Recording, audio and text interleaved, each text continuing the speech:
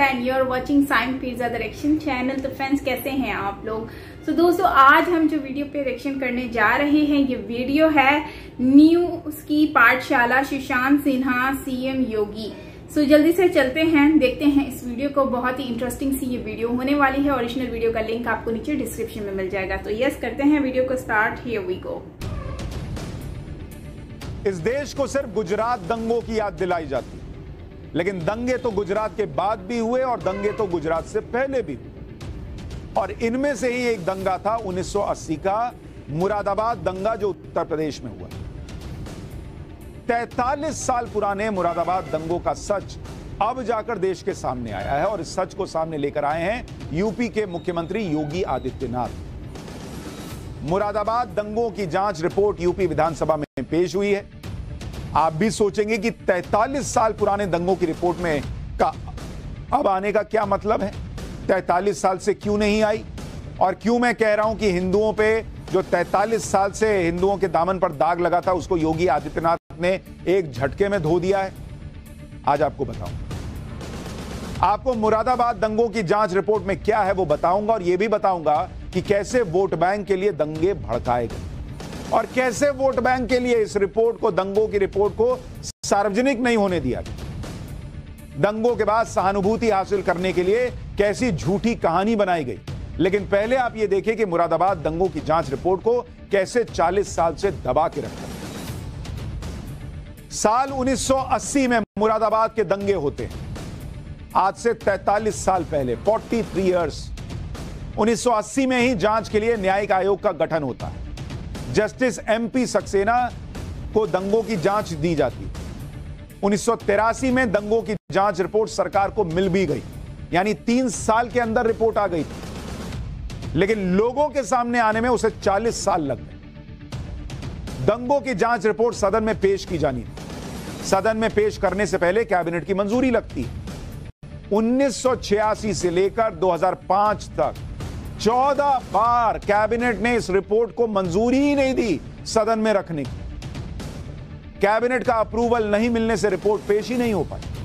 यानी पिछले 40 साल से मुरादाबाद दंगों की जांच रिपोर्ट धूल फांक रही थी। इस दौरान उत्तर प्रदेश में नारायण दत्त तिवारी, वीर बहादुर सिंह, मुलायम सिंह यादव, कल्याण सिंह, मायावती, अखिलेश यादव सब मुख्यमंत्री बन गए, लेकिन किसी ने भी रिपोर्ट को विधानसभा में पेश नहीं किया।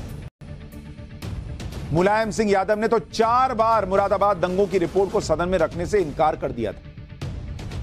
अभी बताऊंगा कि क्यों यह सब हुआ था। लेकिन अब 40 साल के बाद कोई योगी आदित्यनाथ मुख्यमंत्री बनते हैं और कहते हैं कि नहीं बॉस, रखो दंगों की रिपोर्ट। और उन्होंने आज नहीं बनवाई ये रिपोर्ट। ये रिपोर्ट वही 1983 वाली रिपोर्ट है जो अब 2023 में जाकर सामने आई। मुरादाबाद दंगों का सच सामने लेकर आए हैं योगी आदित्यनाथ। उत्तर प्रदेश के डिप्टी सीएम केशव प्रसाद मौर्य अब पहले की सरकारों से सवाल पूछ रहे हैं कि दंगों की जांच रिपोर्ट पहले क्यों नहीं जारी की गई। पहले एक बार उप मुख्यमंत्री को सुनिए, फिर इस रिपोर्ट में क्या है, हिंदुओं को लेकर क्या लिखा है, किसने दंगे कराए थे, क्या लिखा है, सब बताऊंगा आज। ये तो 15 मुख्यमंत्रियों से आपको पूछना पड़ेगा क्यों नहीं पेश किए थे। लेकिन अगर वर्तमान में अगर पेश किया जा रहा है तो उसका स्वागत होना चाहिए, और सच सामने आना चाहिए कि दंगे कौन करता है, दंगाइयों को संरक्षण कौन करता है, और दंगाइयों के खिलाफ कार्रवाई कौन करता है। मुरादाबाद दंगों की जो जांच रिपोर्ट विधानसभा में पेश की गई है, उसमें यह भी बताया गया है कि दंगे कैसे शुरू हुए। जांच रिपोर्ट के मुताबिक 13 अगस्त 1980 को मुरादाबाद में ईद की नमाज के लिए ईदगाह में भीड़ जमा हुई। अनुमान के मुताबिक 60 से 70 हजार मुसलमान नमाज पढ़ने के लिए आए। नमाज के दौरान कोई हंगामा न हो, इसके लिए पुलिस के बड़े अधिकारी भी वहां मौजूद थे। हिंदू समुदाय के प्रमुख लोग भी ईद की बधाई देने के लिए वहां मौजूद थे। नमाज के बाद ईदगाह में मुस्लिम लोगों को इमाम संबोधित कर रहे थे। उसी वक्त खबर फैल गई कि मस्जिद के किनारे कुछ सुअर आ गए। पुलिस ने स्थिति पर काबू पाया, मुसलमानों को समझाकर शांत कर दिया। इसके बाद पुलिस मामले की जानकारी सीनियर्स को देने चली गई। जैसे ही पुलिस ईदगाह से निकली, वहां हिंसा शुरू हो गई। मस्जिद के पास हिंदुओं के जो घर थे उन पर हमला होने लगा। मुसलमानों की तरफ से हिंदुओं के घरों पर पथराव किया जाने लगा। हमले में चाकुओं, लाठियों और बांस तक का इस्तेमाल हुआ। छतों से गोलियां चलने लगी। लोग छुरे से हमला कर रहे थे। लोग कह रहे थे नूह में गोली चल गई। 1980 के दंगे में छतों से गोलियां चल रही थी बॉस, और ये सब जांच रिपोर्ट में है। हिंसा में पुलिस के कई अधिकारी और कर्मचारी घायल हुए। ईदगाह के पास की गुल शहीद पुलिस चौकी को आग लगा दी गई। दंगाइयों ने पुलिस वालों के हथियार लूट लिए। उसके बाद लोगों के घरों और दुकानों को लूटा जाने लगा। मुरादाबाद शहर में 20 जगह पर दंगे हुए। मुरादाबाद में कर्फ्यू लगा दिया गया, फिर भी हिंसा नहीं रुकी। मुरादाबाद के दंगों में कुल 83 लोग मारे गए, 112 लोग घायल हुए। 1980 में मुरादाबाद सुलग रहा, हिंसा हो रही थी और हिंसा पर राजनीति भी शुरू हो। मुरादाबाद दंगों का आरोप बीजेपी, आरएसएस और दूसरे हिंदू संगठनों पर लगा दिया गया। यह कहा गया कि दंगों के मास्टरमाइंड बीजेपी और संघ वाले हैं। कई राजनीतिक दलों ने सालों तक यह आरोप लगाया कि हिंदू संगठनों ने मुरादाबाद के दंगे कराए। 43 साल से हिंदू और आरएसएस इस दाग को अपने ऊपर लिए घूम रहे थे कि उन्होंने दंगे कराए थे। लेकिन सच क्या निकला जांच में अभी आगे बताता हूं। मुरादाबाद दंगों के दौरान यूपी और केंद्र दोनों जगहों पर कांग्रेस की सरकार, कांग्रेस की सरकारों ने दंगों के लिए आरएसएस, जनसंघ और बीजेपी को जिम्मेदार ठहराने की कोशिश की।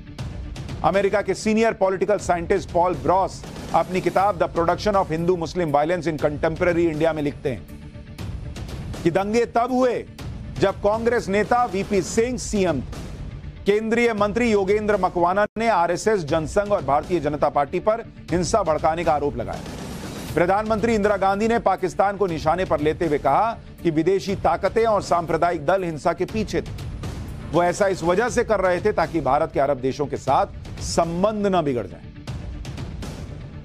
मतलब ये संबंध बिगड़ जाए, मतलब आरएसएस और हिंदू संगठन और हिंदू लोग इसलिए ये सब कर रहे थे कि भारत के संबंध अरब देशों से बिगड़ जाए। पॉल ब्रॉस ने इंदिरा गांधी पर अपनी किताब में जो दावा किया उसके सबूत मुरादाबाद दंगों के दौरान अखबारों में छपी खबरों में भी दिखाई।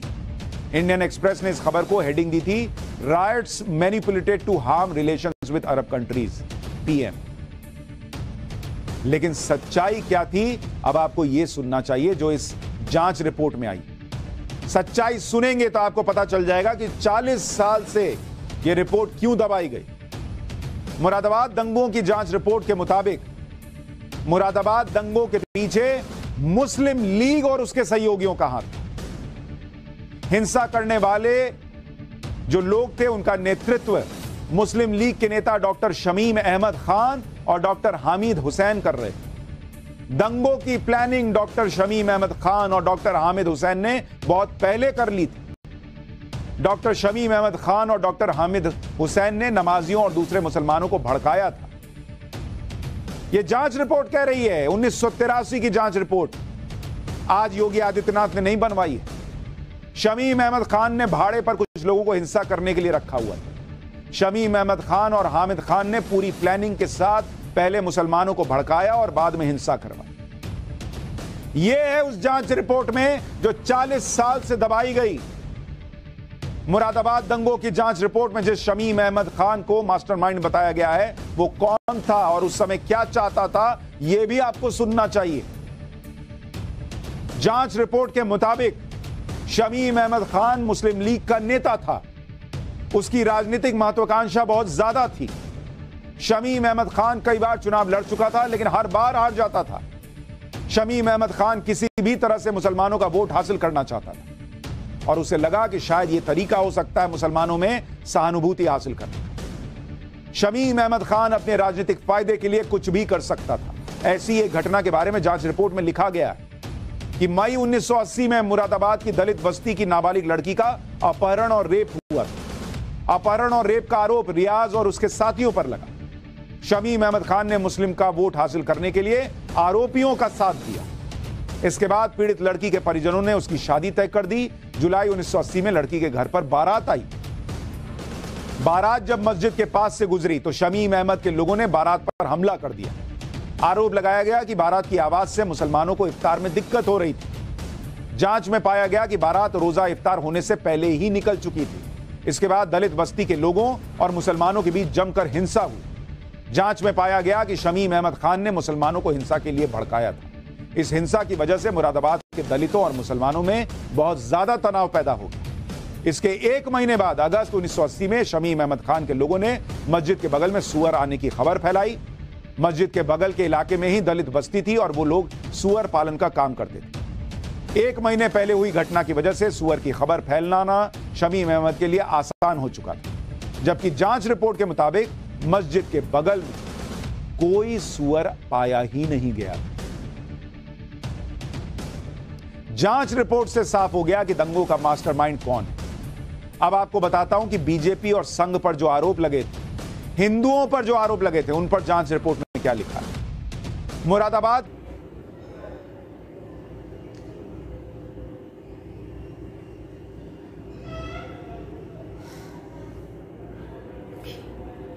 ये तो इसीलिए कहते हैं ना कि डर्टी पॉलिटिक्स, कहते हैं ना डर्टी पॉलिटिक्स होता है। जो इंसान भले कुछ भी कर लो लेकिन आप पॉलिटिक्स में मत जाओ। पॉलिटिक्स इतनी गंदी कोई चीज है, इसमें बाप का नहीं होता, बेटा बेटे का नहीं होता और बाप बेटे का नहीं होता। मतलब आप हर रिश्ते को आपको खत्म करना पड़ता है और आप सिर्फ पॉलिटिक्स में आपको इन होना होता है। शमीम जो है उन्होंने मुस्लिम लीग से बिलोंग करते हैं और वो किसी भी हालत में जीतने के लिए वो कुछ भी हद तक जा सकते थे। वो देखो उस बंदे ने केस करवाया, मतलब कि इस तरह का सिनेरियो बनाया कि रेप होना, उसके बाद फिर उसी लड़की की शादी करा देना और झूठी खबर फैलाना सुअर के बारे में। तो बड़ी देखो पॉलिटिक्स खेली जाती है और इसी वजह से आज अगर आप देखें तो भारत में जो हिंदू मुस्लिम के नाम पर खेला जा रहा है ये भी एक पॉलिटिक्स ही है, क्योंकि हिंदू मुस्लिम के अगेंस्ट और उनके माइंड में नेगेटिविटी भर दी जाती है, जिसकी वजह से लोगों के माइंड में यही होता है कि ये तो हमारे दुश्मन है। एक दूसरे के खिलाफ वो लोग चल रहे होते हैं और पीछे से पॉलिटिक्स जो है वो अपना काम दिखा रही है। सेम टू सेम जो आज मैं यही वीडियो देख के मुझे एक बात ज़हन में आई कि अभी जो उधर नॉर्थ ईस्ट में हुआ है और इंसिडेंट हुआ, उसके बाद अभी जो मेवात में नूह में हो रहा है, तो आप सोचें कि ये सारी चीजें क्यों हो रही हैं। ये वही चीजें हो रही हैं ताकि जो है लोगों का माइंड इस तरफ आए और पॉलिटिक्स में जो है वो आगे पीछे से लोग जीत सकें। सो इस तरह का कुछ ही मुझे ना केमिस्ट्री नजर आ रही है। आपको क्या लगता है ये तो आप मुझे बताएंगे नीचे कमेंट सेक्शन में, आप लोगों की राय जानना चाहूंगी। लेकिन मुझे ना यही लगता है कि ये सारी जो भी चीजें चल रही है लोगों का ध्यान बटाने के लिए किया जा रहा है। सेम टू सेम वैसे ही जैसे उस टाइम पे मुरादाबाद का इंसिडेंट हुआ था ना, सेम टू सेम वही चीज अब जाकर हो रही है। सो यही होता है हमारे यहाँ पर भी सेम ऐसी पॉलिटिक्स खेली जाती है जिसको हम डर्टी पॉलिटिक्स कहते हैं। वो क्या करते हैं लोगों का माइंड जो है ना डाइवर्ट कर देते हैं, जैसे इस्लाम के ऊपर लेकर आ जाते हैं कि इस्लाम मजहब को जो है लोगों ने बहुत ज्यादा पॉलिटिक्स में इन कर दिया है। अब मजहब के नाम पर लोग खेल रहे हैं। भाई भारत की पॉलिटिक्स है, भले वो पाकिस्तान की पॉलिटिक्स है, हमारे यहाँ पर भी लोग क्या करते हैं इस्लाम जिंदाबाद, इस्लाम के लिए हम ये करेंगे वो करेंगे। भाई इस्लाम को आप एक अलग साइड पे रखें, वो आपका एक पर्सनल मैटर है, लेकिन आप जो चीज कर रहे हो वो आपको देखना चाहिए कि आप एक्चुअली जो है पॉलिटिक्स में इस्लाम मजहब को क्यों लेकर आ जाते हो। तो ये सारी एक गेम है और कुछ नहीं है। एनीवेज फ्रेंड्स, इसके ऊपर आप लोग क्या कहेंगे कमेंट में जरूर बताइएगा। सो मिलते हैं नेक्स्ट वीडियो के साथ। अपना ख्याल रखिएगा। न्यू व्लॉग अपलोड कर दिया साइमा पीरज़ादा व्लॉग चैनल पर, जरूर वॉच कीजिएगा, सपोर्ट करें, ढेर सारा प्यार दें जैसे रिएक्शन चैनल।